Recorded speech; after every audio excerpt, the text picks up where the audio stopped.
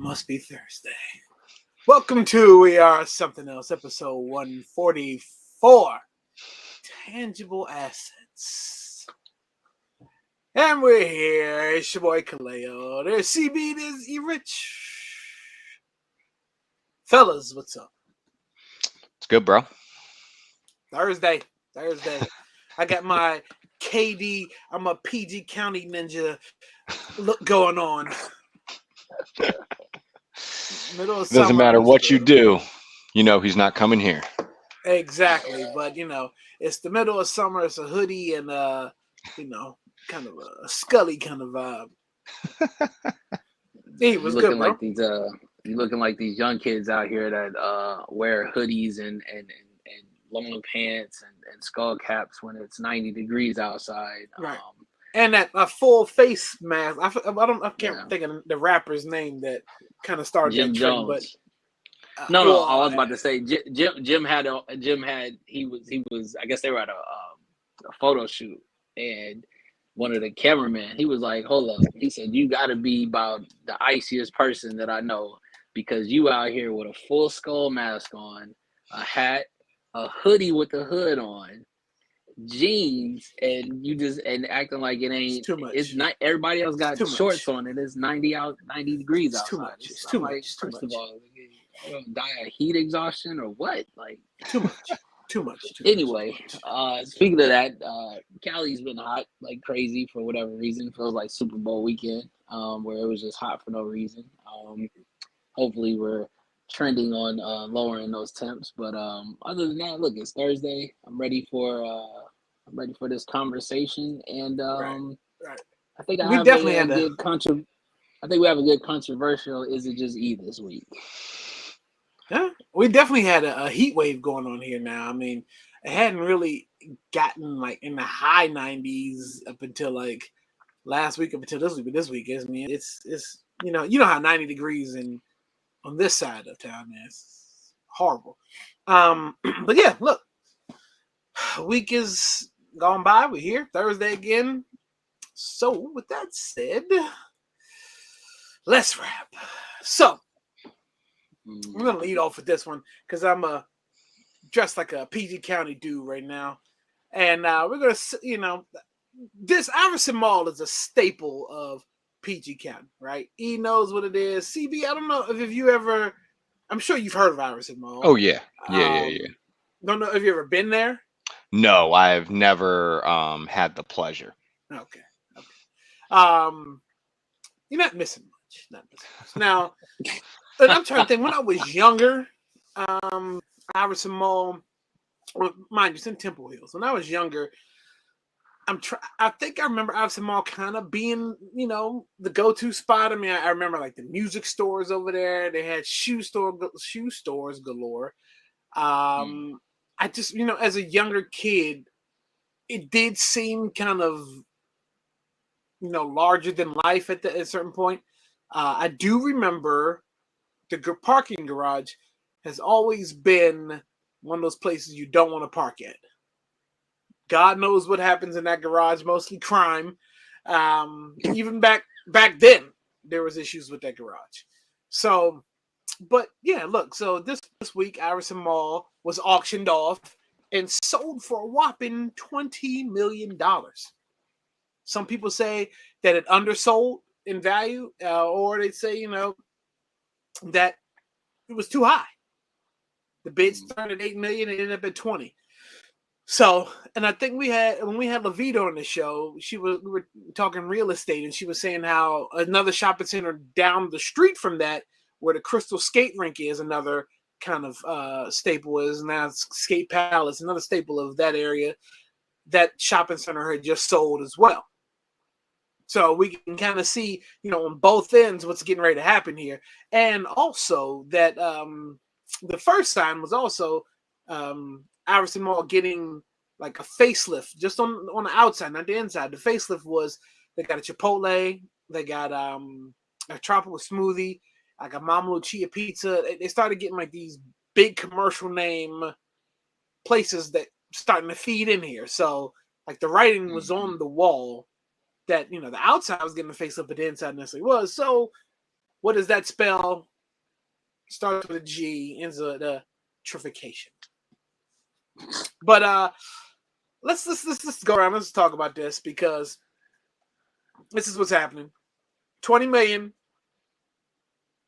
I really don't have any questions, but this is a staple of the area, right? And if you've never been in that area, I mean, it's surrounded by some hood-ish neighborhoods, right? It gets better as you go out. Right now, there's currently a lot of crime happening over there, a lot of carjackings, couple of shootings and murders have happened over there. So what's going to happen? Like, I'm just saying, this is what the area is. I love the nuances of just a couple. Like, I mean, like a handful of chicks. A handful, like, you know. Just one or two, maybe. I mean, So better not be Fritos though. Exactly. I mean, I think what the plan is going to happen here is the property is going to be probably stale for a while. Like, it is sold, but whatever's going to happen next is probably they're going to wait their move to until everybody gets pushed out. They're probably not tearing it down. But thoughts, comments. I'll just say this because actually, God, maybe last year. Anyway, so we had a popular location closed down. It was a World of Wheels. And if anybody from the LA area knows about that, they would be chiming in about all the nostalgia of either trying not to get shot and also making sure that you did not wear the wrong colors the night because you realized that it was definitely going down at World of Wheels. But anyway, I say that to say they eventually closed it down, which is almost like a kind of, let's just call it a historical hood spot. You know what I mean?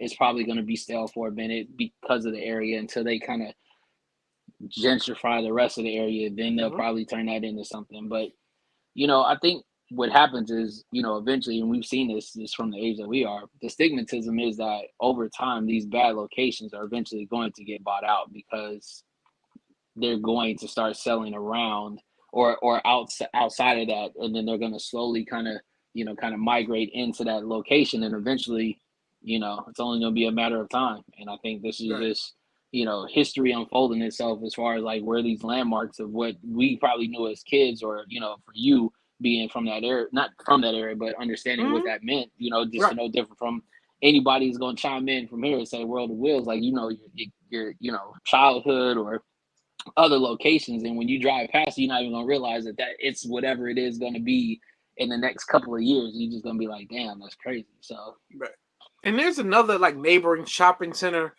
right there as well, where there for a while was AMC movie theater, and now it's like a privately owned.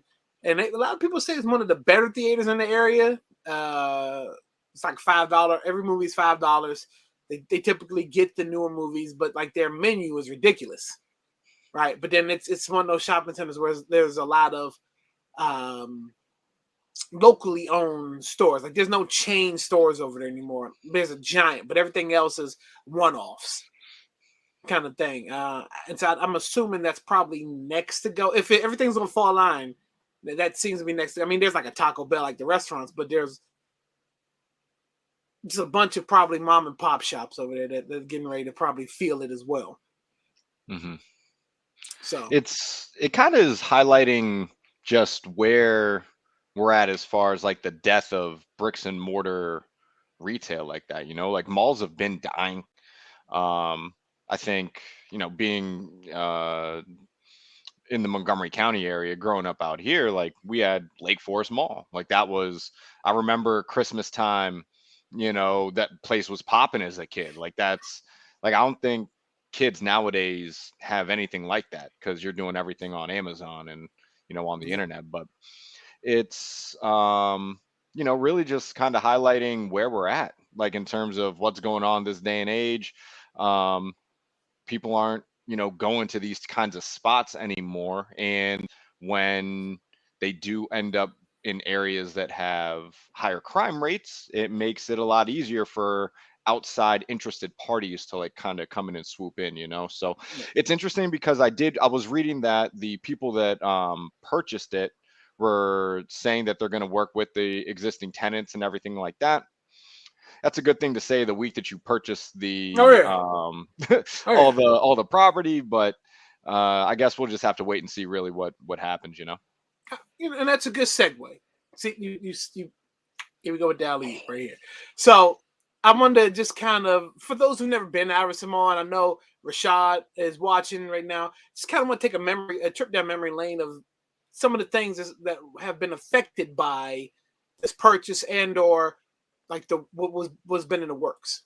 So I told you, massive like shoe stores. It was, and at one point, this is one of the neighboring shopping centers next to the mall. Right, they moved all the shoe stores out of the mall and put them in a row right here, right, like a strip mall. Strip mall, right, now of just shoe stores. And then let me tell you about what's interesting about this strip mall right here is because I wish I would have thought about it, find the picture. But this strip mall used to be popping. They had a Kent Mill Music, and it was like one of the last record stores around the area to survive. And then there was a Cavalier for Men. That was a like a men's like kind of dressy street clothes kind of wear, like probably the generation before us would have shopped there to get all their cool clothes like Kangos and shit like that, right? But also, Junkyard, local, one of the bigger local go-go bands, they filmed a commercial there. So it's kind of like all like I said, staples, right? So this is the inside of it. This probably was taken in 1999 because the last time I've been in there, I don't remember this mall looking this clean. I do remember being this empty. Which is about right. But this is just one portion of it. And I took a driving school that was also located in like the business portion of the mall. Now, this is what stood out to me. There is, if you look, the flooring never changed, and you're talking about almost 40 plus years. The flooring has been the same. And then on the right, my right, where you just see the steps, this end of the mall has always been weird. It's just a platform of steps out of nowhere. And I think there used to be a store there, or maybe this used to be like a stage front. I can't remember, but it's just, and look at the trash, that old wooden trash can. This mall has never they never got a facelift, a luxury retail experience. Yeah, well, I don't know what that necessarily was for, but yeah. So it really needed to get a facelift on the inside. I mean, if you want to do something, it could have been a nice space. It could have been. I mean, now, like you said, the mall experience is dying, right? You still have some that are always going to be around, like your run the mills malls, because I mean they're just a giant in retail, right? Mm-hmm. And there's a bunch of mills all over the world, right? So, but you said they're going to try to work with some of the companies inside of the mall, right? Now, last time I went there, it was probably there was probably like 10 of those, foreign jewelry stores in there, and just like garbage. Like you sell like that cheap gold or that ugly gold, like stuff that pimps wear and shit like that. But preachers, right? Creflo Dollar shops at these stores. But also, let me tell you, there's only one. People know who live in the area only go to Iverson Mall for one reason for the past 15 years, and that is this: the biggest staple that's bigger than Iverson Mall itself is the Great Cookie, which is inside of Iverson Mall, which is located, if you can call it the food court. It's right there by the exit. But look, this place right here, there's two cookie places in the area. It's this one, and then there's one that's in Forestville Mall, which is another dying mall, where people go for snickerdoodles. This place right here, I've looked at all the chats and all the things of what's, people wonder how auction and all that. The main question is, what's going to happen to the cookie place? Yeah. That's all people care about, and they're right. This is the only thing that's probably kept Iverson Mall alive for 30 plus years is that cookie place. Snickerdoodles. If you've never had it, I googled this place, and it still says open for now. So I don't know. I mean, even though the mall did auction off, foreclosed off, I'm assuming it's still open for now. But yeah, I'm just, as we talk about like childhoods, just kind of, this was a big staple in my childhood. Everybody knows Iverson Mall, and it's kind of dying off, right? Yeah. So speaking of childhoods, and another part of my childhood was, everybody was looking for directions. Everybody wanted to know how to get to Sesame Street. Well, let me tell you, this is like in a neighborhood where there's two streets, but different places may have like Sesame, you may have Constantine Way, Constantine Drive, Constantine Lane, and people always get lost. Sesame Street was probably the place we wanted to end up at, not Sesame Place now. You're on one block off. And what happened at Sesame Place this week or last week? There were two sweet little innocent brown girls, as you see at the bottom of the screen, everybody waits for the parade at all these places. They wait, to see characters. We all go to these places to see characters. I remember going to King's Dominion. Back then it was Paramount. So you had Fred Flintstone, you had, all the Jetson characters, you had Scooby-Doo.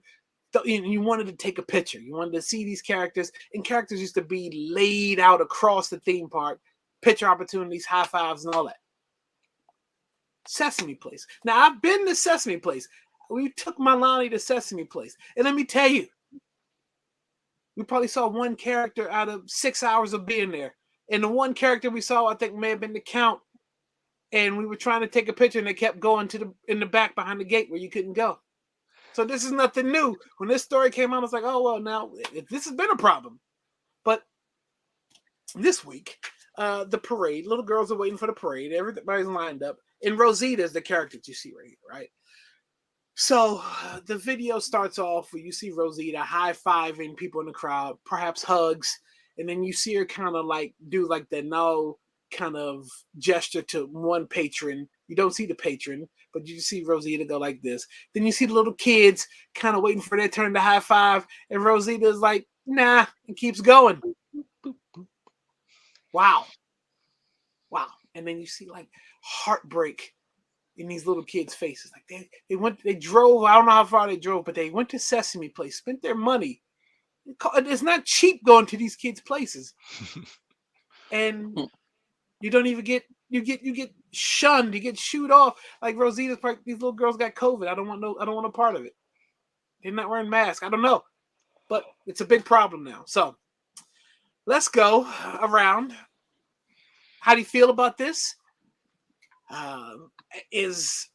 Sesame Place has issued an apology saying that they are not, this is not in their character. It's not, they're not trying to be, they're not trying to discriminate. It was just a one-off. Maybe the character didn't see the kid. I was like, and I'm thinking, if you look at the video, you obviously saw the kid because he went like this. So, thoughts? It really doesn't look good, man. I guess the explanation that I read was that Be easy, exactly. Someone in the crowd was asking. You said it was Rosita. Yeah, Rosita. Yeah, that wasn't a character that I was familiar with. That wasn't my Sesame Street. Nope. But they were asking Rosita to hold like a child in the crowd, and that she said no. No. And it's like, I mean, we can't see what is going on behind the video, but as the still image shows, Rosita is giving an adult of a certain complexion a high five. And if you watch the video, she literally just strolls right by these little girls, which last time I checked, the people that go to Sesame Place because they believe in that shit are the children. So what do you do? Who's the lady that you're high-fiving? Is that like your drug dealer? You're all passing some stuff off, but you're moving by the kids. Like, what's going on, man? We joke about it, but you can't be messing with the babies, bro. Like, come on, man. So yeah, it's not a good look. This is the kind of things that happen that this is where those bad stigmas come from. You know what I mean? Like, and people thinking that this is how all amusement parks and theme parks and stuff are, when that's not really the case. But when you see those basic for a lack of a better term, like a caricature of these types of places in media. When this kind of stuff happens, it's like, oh damn, like that. Nah, this is actually real. Like some of this stuff is actually happening. Yeah. Eddie. I mean, you would have thought that a place would have capitalized knowing that, a Disneyland in the Disney World is almost like $150 for a person and a kid. That these other theme parks would know that they're going to get way more, visuals. They're going to get a lot more visitors. And I think I can't remember what it was on. One of a white lady, I'll say it, was talking about how if they say that they can't see them, it's complete BS. She went through the whole spiel of how there's a mechanism in there to where that's why the mouth is typically open a certain amount, because that's actually their viewpoint. So it's not really where the character's eyes are. So it was like to say BS to say that they did not see him.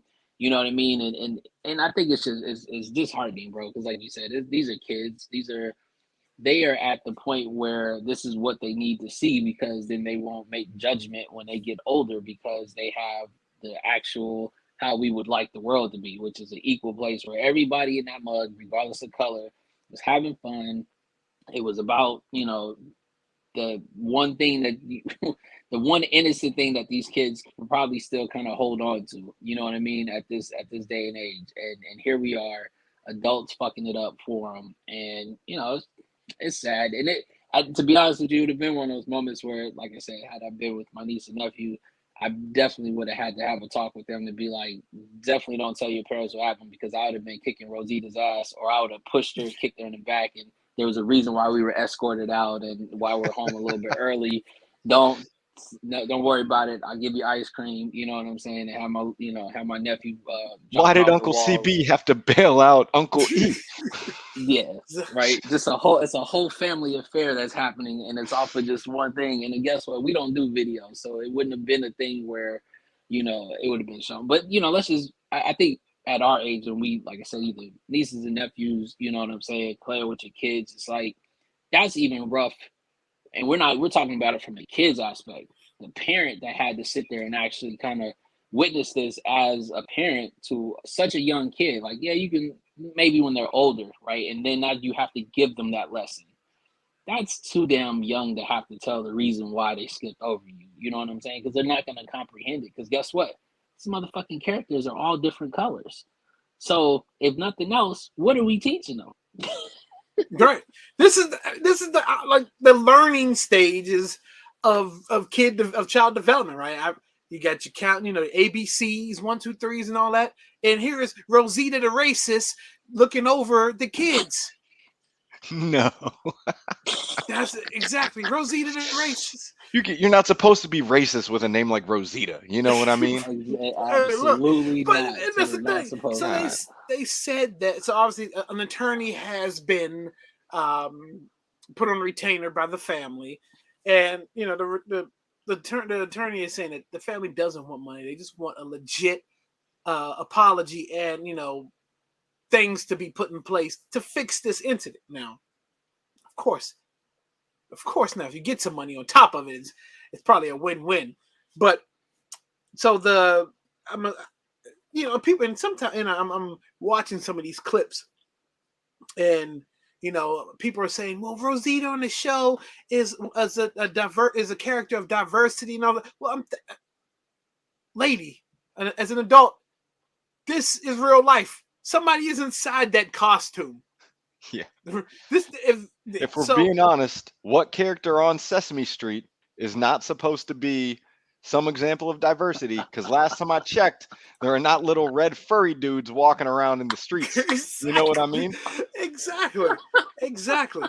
And I mean, so they said that the person playing the character is devastated because all this is happening. Because they got caught on camera? Exactly. Now, this is the thing. I want whoever was in that costume, bring them to the light. I want to know. Show your face. Show your face. Because right Come now, out for this public shaming. Exactly. Rosita's getting a really bad look in the public. You're hiding behind Rosita. So, I don't know. But yeah, like I said, for the money aspect, these places aren't cheap at all. So, hopefully, I can't say this won't happen again, but people got to know there's phones out everywhere. Yep. So next time you are at a parade and the little kiddies want a high five or a picture, just think about that. So Should be all about the children. exactly. All right, where are we at now? Boom. Okay, so that's something fun. So this past weekend, I think I sent in our group chat as soon as I heard, and you guys, I don't know if you had already heard at that point, but it was like a breaking, Bleacher Report story that LeBron was going to play Drew League. Now, Bleacher Report had made some other kind of crazy or fake. Well, there's a fake Bleacher Report page I had seen earlier in the week that had claimed that Odell Beckham had been signed by the Bills, and I had to make sure. I was like, well, man, is this the same page? But no, this is a different source of Bleacher Report, and they said LeBron had said he was going to play Drew League. Still didn't believe it until then Woj came in. LeBron is going to play Drew League today, and at that point you kind of know, wow, this is getting ready to happen. That had been since I think it'd been like almost 15 years since LeBron had played Drew League. And typically, for people who don't know who Drew League is it's a lot of the NBA players in their off time go play in this league. It's like a traveling league. They come to DC. They play at Georgetown Kind of like typically. a pro-am type Yeah, style thing, Yeah, and almost like AAU for adults. Right. And guys that have like street name credibility and stuff like that. They play at Georgetown when they come here in DC. Kevin Durant has been when he in his earlier years, he's played in it. James Harden has played in it. DeRozan is playing in it now. I think there's been a lot of people played Drew League. Kyrie's even played, but Bron showed up. A lot of people didn't think it was going to happen, and the gym was packed. That was out there in LA, right, E? Yeah, gym was packed. And LeBron put up, he went 42, 16, and 3. 42.16 assists, 16 rebounds, 3 assists. Didn't have the best percentages, but look, the man went out there and played. He hadn't played. He had missed the last 4 games of the regular season, so he went out Did you there and have played. you have the stats that our good buddy Skip was bringing out? And that's what I was going to say. I was shocked. Skip didn't go in on him as much as I thought he would. He more so attacked the percentage, the stats, than more so the selfishness of LeBron went out there and played knowing, they got a new coach trying to steal that. That's what I thought the angle he was going to take. But he didn't take that angle. He just attacked the stat line. He took an even weaker angle. Right. But look, how'd you guys feel about this? Was it a good thing that he went and did it? I mean, this is year 20 for LeBron. And, he went out and played Drew League. He actually had them shorten the minutes to 10 minutes, right? 10-minute quarters. So his legs can hold up. It's good to have that kind of pull. Yeah. Yeah, I mean, it's, so certain cities have it, you have your, Exactly. Like you got your Rucker Park, kind of New York. You got, I think, out there it's Dykeman out there. For KD. No, what's the one? Berry Farms. Is that the one that's out there? KD. If you can find Berry Farms, yeah. If you can find right. that now, Gentrification ate that up too. Right. Yeah, well, again, over there. So again, for us, Drew League in itself it is what it is. The likes of Kobe came through, you know what I mean, and played and shut the immediate everything down. Harden was guarding them. All of DeRozan was playing back then. No defense really. It's kind of one-on-one. Again, the guy that was guarding them, I think they even made a comment like he got off of Best Buy to go play a game and have to guard LeBron and got 42 dropped on him. You know what I mean? Like, he was hitting all kind of fadeaways, but it's like, again, and then there's no real baseline. I'll just say it was good for the culture. What it really was that for LA, any superstar that we've had has pulled up to Drew League. Now, he did it way back. I think he was with the Cavs the first time he did it. or it might have been right after he went with Miami one year. And again, it was, still one of those things. He's not one of ours.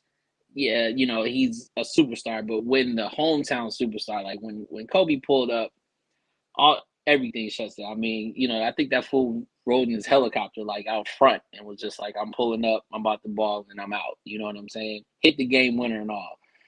But I'll say this, like I said, it's good for the culture. I hate the fact that they attack the situation of like, oh, he's out there because he's trying to get played because his team is not going to be that good. So, he's just out there trying to, kind of show what he can do at his age, knowing that his teammates are not. And I'm thinking like, you know, it's always the ones that are speak on it before the season starts, right? Like I think Darvin Ham has kind of an old school because he's played in the league before, almost kind of like the way Phil Jackson used to do it. And he spoke about it before. He said everybody looks at 82 games from game number one. What we have to break down is like quarterly, the first 25, the next 25, to see how we adjust and see where we're sitting at. And to be honest, I really feel like for him to say the stuff and need to be the hard-nosed guy that he is, like a Russ is going to be in a better situation. LeBron's looking at this like, this is the opportunity where I'm going to go and shut everybody up again. Hit you with what is it? The washed up king. And even if they go deep into the playoffs, it's still a success based upon the year that LeBron's in, a new head coach. But it's all going to stem from the stuff that's happening. Now, I will say this, and I know this is not about LeBron, but the simple fact that I don't know who the hell put it on there, but I saw on IG that AD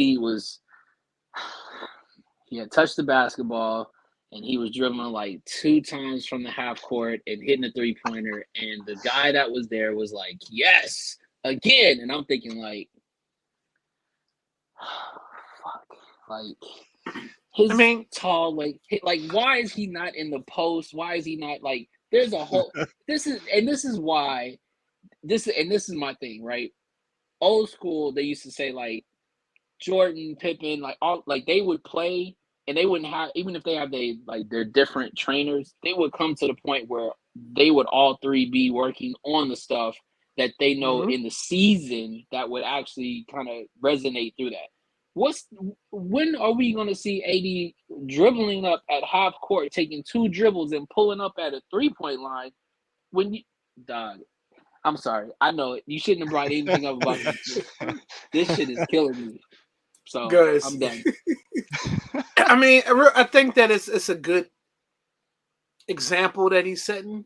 Just get out there and play. Like, and he even said that on the shop. He was like, I'm gonna set things out. I got the hard work ethic. Nobody else has it. Go ahead, CB. And LeBron is one of those dudes that is well aware of his legacy and all that, right? So he knows where he's at in his career. Yeah, right. Exactly. Exactly. He knows that it's memorable for him to show up to a spot especially at this stage in his career, because we don't really know how many years he's going to keep playing, all that. So for him, to go out there still making it about the community and all that kind of stuff, that's all positive. And I think that anybody that actually focuses on this game for anything more than it being an exhibition and a way for dudes to get some run in, like, come on, man. Like, that's like talking about a preseason football game like that just cost you the Super Bowl. Like, come on, bro. Dudes are going to go out there. They're going to work on, different aspects of their game that, might not normally come up in a regular game situation, because this is the time to do it. There's no repercussions. You know what I mean? And yeah, LeBron gets to go up against dudes who just closed down the home theater department at Best Buy, and they picked up their check, and now it's time to really check up. And like, these dudes are going to get to talk about this forever. And it's also funny because I think they found some old tweets from men who ended up guarding LeBron, and he was basically saying stuff like basically trying to troll LeBron. I guess, and he got 42 dropped on his head. But I thought it was dope. Like it's one of those things. When Katie went to Rucker, whenever when Kobe stepped out of Drew League, whenever that kind of stuff goes down, like to basically see our heroes with us everyday people and everything like it stands out. So I mean I thought it was dope overall, like a great gesture in general, and like you said, good for the culture. Absolutely. Now, what's good for the culture is also DC Shop High, right? I mean, these alley-oops keep coming here. I'm just gonna anyways, yeah, DC Shop High, great for the culture. Save 10% this week in WRC 10. Tell them we are something else sent you, right? We go through the pizzas, they got Chicago style deep dish, nothing new. Got the desserts here. But look, right here, this is the DC Wharf, the brand new pizza on the menu.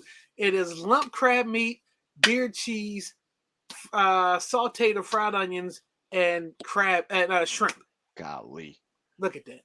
It's amazing. I haven't had one yet, but I think I will soon. I would love to try it. But yeah, shout out to Grant who dropped by last week. Just go to DC Shop. I go to their page and use our code for the weekend.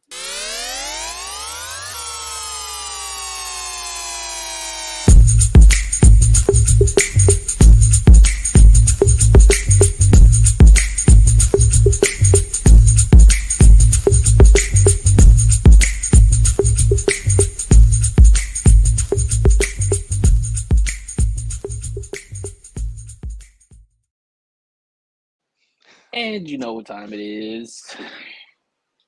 I'm very interested what you're going to spin with this one. Go for it. Yes. So real quick, before we get to that, I wanted to say before we finish that the last segment about Bron being at Drew League, both him and DeMar had on fire-ass colorways of shoes, by the way. Yep. I would like to throw that out there that those those Kobe's that DeMar had on.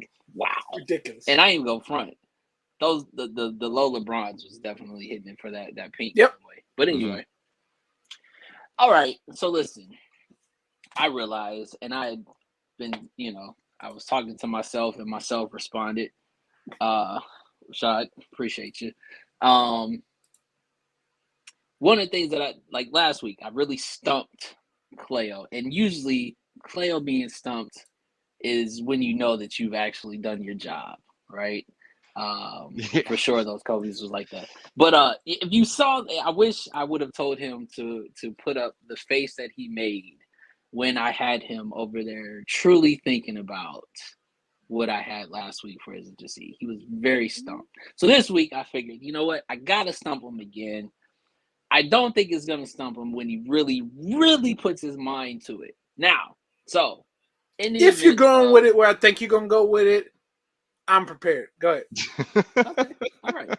So here's what it is. So recently, where are we at? We're about to go into another quarter of movies, right? Thor dropped, Jurassic Park dropped. Some of the ones that they said are slated to drop, you still got Black Panther Forever. You have Halloween End. Nope. Yeah, Halloween and Nope. And I believe there's like two other ones, right? They're like, Avatar 2. So it got me thinking on the movie side of the house, right? Somebody who stands out as an actor who has done everything that we've talked about numerous times, and that's Eddie Murphy. And all of the movies he's brought to us. And it got me thinking, would there be who is the equivalent of an Eddie Murphy when it came to the other side of the house of comedy? And is it just is highlighting that Michael Myers is the equivalent to us as to them. Eddie Murphy and Mike are the same person, just in different bodies. Now, hear what I say about this. The amount of characters that Mike Myers puts together And when I say characters, from him actually drawing out the characters, playing the characters himself, from the prosthetics to from the different voices, he is, and when I mean this, Eddie being 1A, Mike is 1B when it comes to that game. When you talk about the different characters that he has come through for the amount of time that he's been around, I mean, you talking about from the Jewish lady on SNL to the kid that was with the helmet that was tied up to the damn jungle gym. Everybody in Austin Powers that he's done, from the So I Married an Axe Murderer, like the pops, the I mean, he has a wide range of characters that he has played himself, not somebody else, Wayne's not World. somebody. Yeah, wait. I mean, trust me, bro. We can go on. And listen. First of all, you know, the Love Guru was trash, but Eddie Murphy got trash movies as well. Like, let's just put that out there. There's a couple of movies, right? But and still, there's the characters that they have put in, right, that literally are lasting figures. And I feel like at some point in time, Mike Myers has to get that same level of what we talk about Eddie Murphy when it comes to the characters that he's created, as well as original characters, and also changing voices for these characters. Tell me I'm wrong. I'm ready to argue this shit down. I mean, I can't argue. I mean, that's just that's pretty accurate. He is the 1B to Eddie's 1A. This is interesting because I think that part of Eddie's reverence is the fact that people of that certain skin tone and everything are very passionate about what he does. You know what I mean? And for the other side of the color spectrum, I feel like, and you know, some people they'd probably be kind of mad about this, but that's what this segment's all about, right? Like, I think that comedy is looked upon in a different light depending on, you know. So I think that Mike probably doesn't get the credit he deserves. I'm agreeing with E. He might not get the credit he deserves because of, one, there are a lot of motherfucking white comedian actors out there. You know I was what gonna I pull mean? that card, E, if I had to. I was gonna pull that card if I needed to. Yeah, but you know, if we're just talking movies, not like, you know, stand-up specials and things like that, you know, the same way that Eddie's got some of those standout movies of our childhood and our adolescence, you like for us growing up, everyone knew Austin Powers. You know what I mean? And there was a period of time where if Mike Myers was in a movie, why did anyone see The Love Guru at all? Why did anyone see Don't Mess with the Zohan? Like, you know what I mean? It was just because Mike Myers was the dude in, you know, in the starring role. So, you know, I think that he doesn't get the credit he deserves. It has a lot to do, in my opinion, with how people just view comedy in general and where that stands in like certain social settings and things like that. But I'm with you on this one. Like, Mike Myers deserves more credit than he gets, and I can understand the points that he was making about him being like a 1B to the legend. And Yeah, go ahead, because I know you're about to get the aspect of the stand-up comedy. Like, no. at I no was point, gonna like, say Mike doesn't do it. He doesn't put out a lot of work like he used to. Like, not, and Eddie's kind of slowed down a little bit too. But you know, He's just got Mike, royalties coming in. You know what I mean? They've got a So lifetime worth of work at this point. exactly.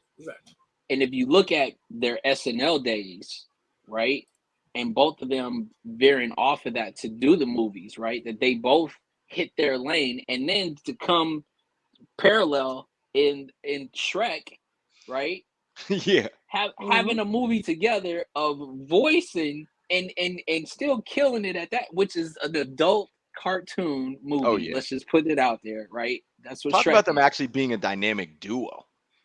Right. And that's the thing, right? So they can, and it wasn't so much that one was gonna overpower the other. It was the best match that you can make because, and this is why I said the 1A, 1B, each character holds its own weight because they really dive into this is that character. They do their voiceovers. Again, everybody had Joseph Fat Bastard. Dr. Evil was fucking, that was genius. Like Austin Powers could have been shit, but everybody would have talked more about the characters that he created and how he created them and the whole nine. So it's like, yeah, stand-up wise, he's not there, and I don't think he needs to be. But I say movie wise, his movie characters stand up with Eddie's hands down. And I originally was really thinking about this because even though Martin has done it before, he hasn't done it at that level because he hasn't done that many movies. Because if you look at Martin the show, all the different characters in that,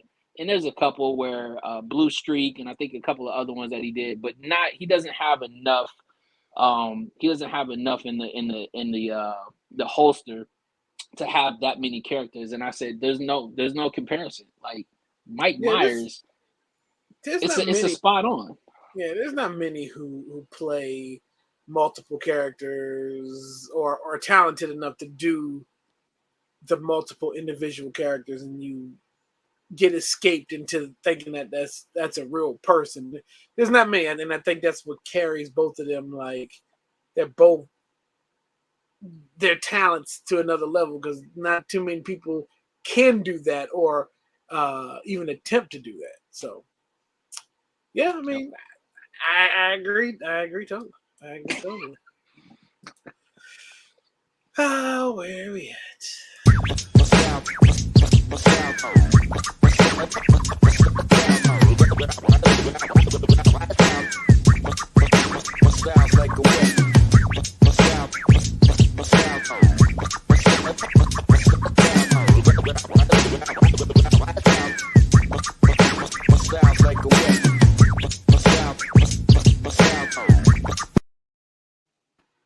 All right, CB. Let's talk some soul swap. So, Soul Swap, as most of you guys know, if you tune into the show regularly, and for the new homies that are checking in possibly for the first time and have never seen a Soul Swap segment, this is the time in the show where we go over a story in the sneaker community that we find interesting, think is worth bringing up to our homies that are listening in. And this week, a shop called Rose in Good Faith was in the news because they have come up with a sneaker which or sneaker shoe clog, I don't really Clog, know, yeah. I think it's like a clog. but it's made using unused sex toys. um and apparently the combination of that rubber and the EVA foam makes for a really comfortable shoe.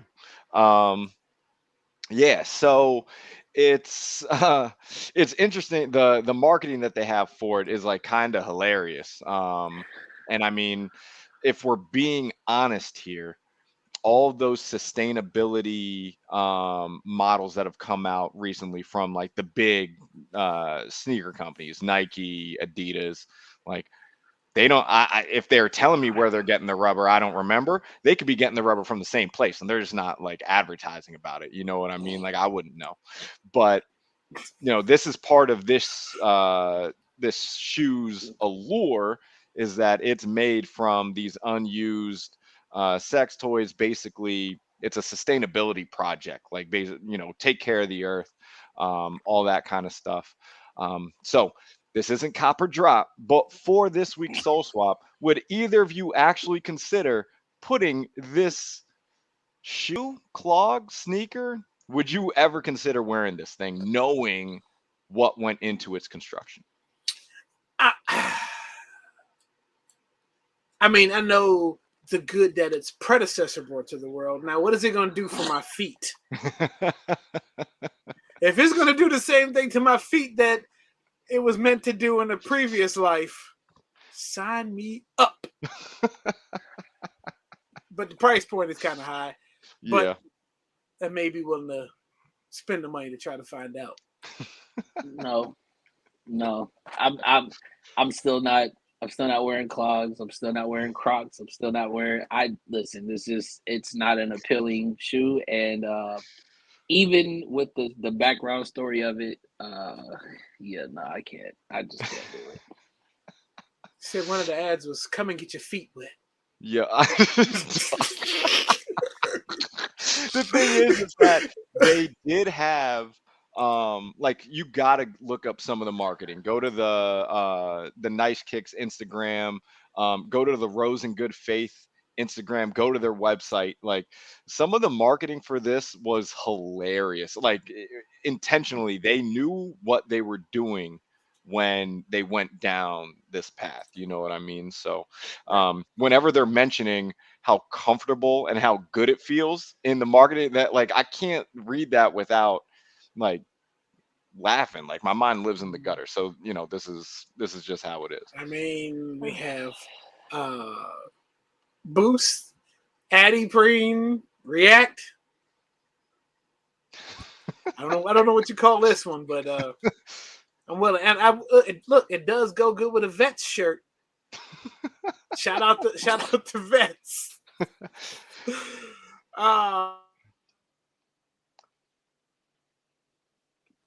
Did he freeze? He did. He was talking shit about Golly. that damn shoe enough. Yeah. I mean, oh boy, I'm back. There See, you that's go. what I get. I got put in time out. All right, what we got for that copper drop? All right. So Social Status did release these already, but there is a restock and we haven't talked about them yet. So the Air Max Penny, one of the most nostalgic shoes from our childhood. You know, Social Status got to take a crack at it. If you're not familiar, basically Mr. Whitner, as we call him around these parts. He's just been owning the sneaker game for probably the last 18 months, maybe, you know, something like that. And so Social Status got a crack at them. So they're re-releasing. They will be dropping tomorrow. The Sneaker Politics has a raffle. The light Orwood brown, so like the more earthy tone, tan, beige. That's going to be a sneakers drop tomorrow. So for anyone who's catching this episode late, it is July 21st. So these shoes are re-releasing on July 22nd. They're $190. You know, that's definitely more than what they cost back in the 90s. Hell but yeah. These joints are fire. Like I really like the original is a classic, but honestly, if I had to choose one, I'm going with the light Orwood brown. Just when you look at what like some of the other collabs that Whitner's worked on, like I feel like they knocked that kind of colorway out of the park. So these are a definite cop, definitely trying to get them. And if I had to choose, I just told y'all which ones that I'd prefer. What about you guys? So I agree that colorway is dope. And if you notice, they have a lace locking system. Like they pre-laced with the almost like the tying kind of mechanism. You could probably cut them and put laces on. But also, don't forget right here, there's like you can swap out the swoosh as well. So you've got some options. But yeah, I believe that that earth tony brown colorway is the one I would be going for. They both are dope, but yeah, 190 is that's crazy. But yeah, it's a cop for sure. Definitely a cop. Earth tone is probably second to me. And that's the only reason I would need to see all the available options of the little swooshes that they give you. Yeah. I saw a couple. The problem with the swoosh or like the tearaway swoosh is that, you know, eventually if you get that peeling up of one side of the damn Nike thing, which does on every product that Nike owns, I don't care whether it's a shirt or whatever, then you just be like, all right, I'm just gonna rock it by itself. So I would probably go for the OG colorway look, just because I have the red ones, and I missed out on the OG colorways. But either one is still a cop. Now, again, if I have to put my money on 190 on one of them, it's the OG one first. Gotcha. Fair. I look, shoe and tell, my guys, shoe and tell. I'll start it off. Everybody know what that box is? Okay. Boom. I see my nephew Again, I've stepped been. on it. Yeah, it's a cool. But where it was positioned in the room kind of led to that. But it's all good. And again, so this is a pair I got about 5 years ago and worn for the first time today. These are the Jordan All-Star. When Jordan had released 2 colorways of the All-Star shoes, these are the 6s. There was also a 1 which I have as well. And once I dig that up, I'll be probably putting that into the rotation at work. But yeah, first time I won was today, and they stay. Look, I told me and CB was on the same schedule today, and met him in the garage, and I was like, I hope these are good enough to where they I get one wear out of them before they tear away. Hope they don't fall apart on me today. So you're saying he didn't catch you sleeping in the car again? Is that you're implying? No. Okay. He didn't have time today. No. So this is just kind of a quick, because I'm gonna show a shoe, but it really don't. You've seen it before, but it just kind of goes into. Again, I've had no luck this year with the damn Air Max ones, so I'm showing them to see if I can get some love anywhere. I wore these a long time ago. As you can see on the bottom, I definitely wear mine. But the real thing that I wanted to show and highlight was one of the things that we talked about that you just brought up is everybody should definitely go holler at one of these. Yes, sir. There you go. Definitely holler at one of these. With the homie. Yeah, and we're not done there because, like you said, if you've been watching For the Soul, we just not sneakers. We also do the clothing, and here we are with this. And if you don't have one, you better go get one because I got niece and Sage and all of them are eventually going to play in the WNBA, and they're going to know that we were rocking this shit very first and foremost. So go get your WNBA gear and support. There you go. Big facts. So this is a shoe that I believe I have shown prior, but I think y'all know by this point you follow the podcast, or you follow me on Instagram or something like that. This year, every day that me and Kaleo, because our regular desk job is at the same place, and every day that we have to come into the office, we decided that we're going to try and wear a different pair of sneakers every day. So there's no repeats. We only have to be in the office a few days a week. And I like making this interactive. So I will have people vote on what I should wear the following, the next day or for the week. So I'd actually made a vote earlier in the week. Should I wear New Balances all week? That won. And so one of the joints that I broke out, this was one of my favorite cops of 2020. So this is, the pandemic's already hit. But these are the New Balance 997S, the Greek God Pack. And this is the Medusa colorway. They come with 2 other sets of laces, and this entire front and the side panels are all 3M. So when you catch a flash or anything like that, it really shows up. And wear your sneakers, but they're New Balances, so that they're cozy. The 997S, one of my favorite aspects of it is they have some of their more updated cushioning on there. So these are super cozy, but also the quality of the materials are nuts. So I've shown these before, but I broke these out at work for the first time this week. And these are, one of the crown jewels of the collecting during the pandemic for me. So. Is that like a mint green? Yeah, it's kind of like a mint green, light baby blue.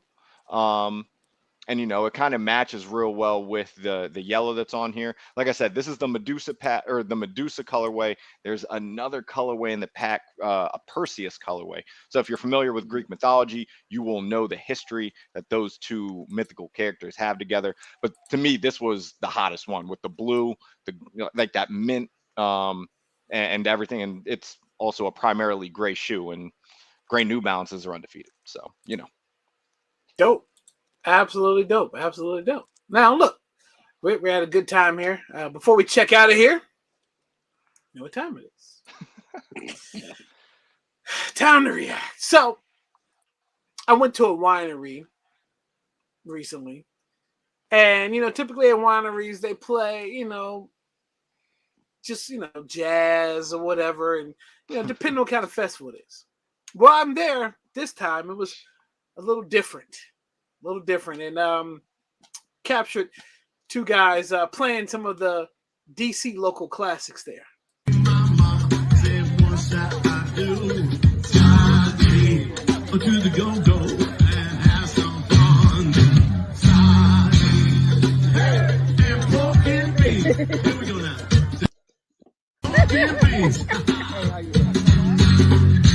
Every morning about 1:45 to 2.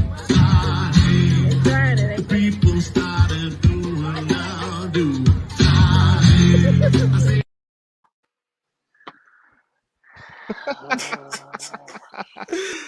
I gotta admit, they were cranking.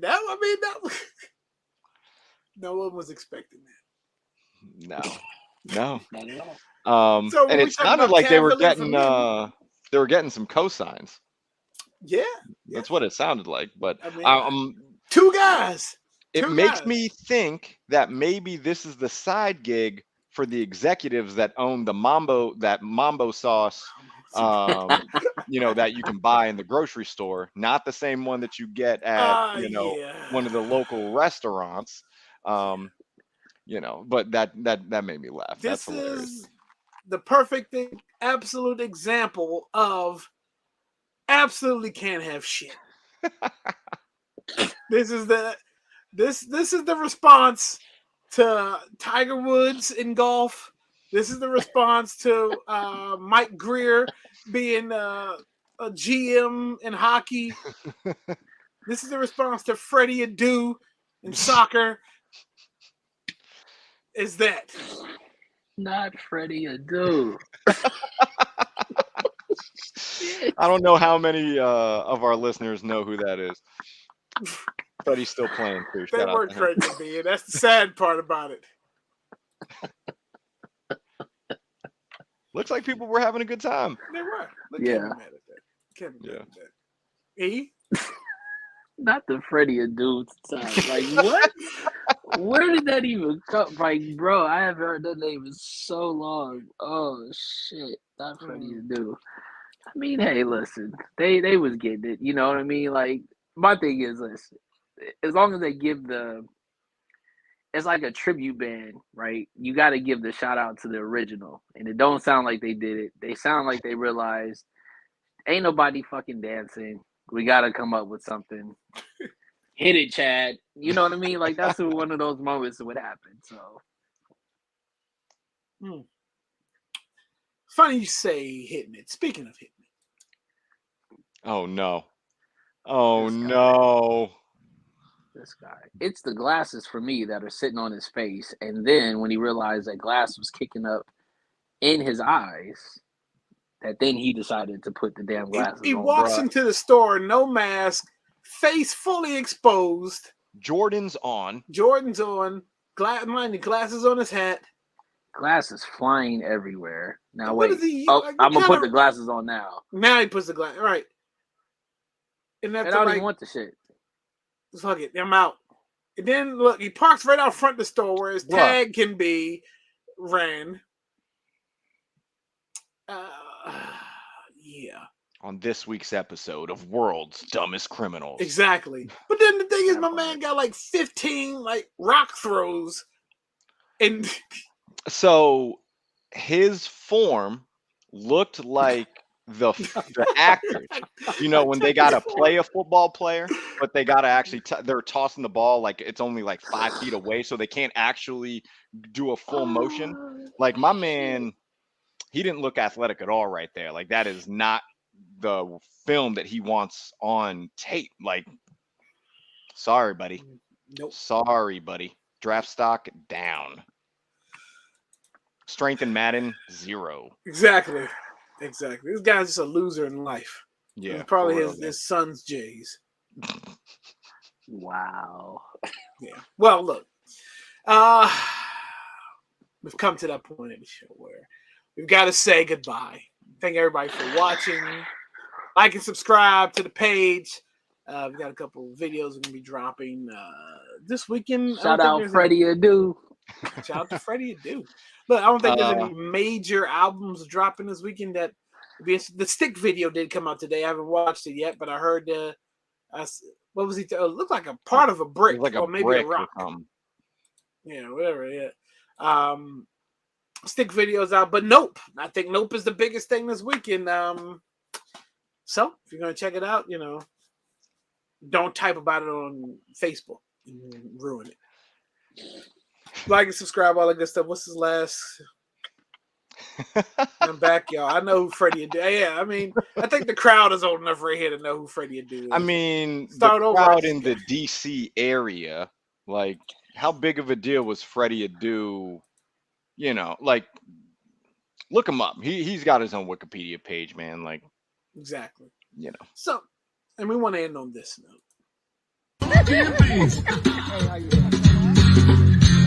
Every morning, about 1:45 to 2.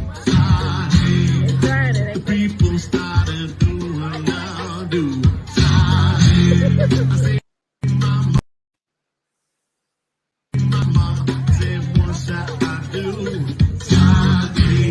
To the go-go and have some fun. And broken me.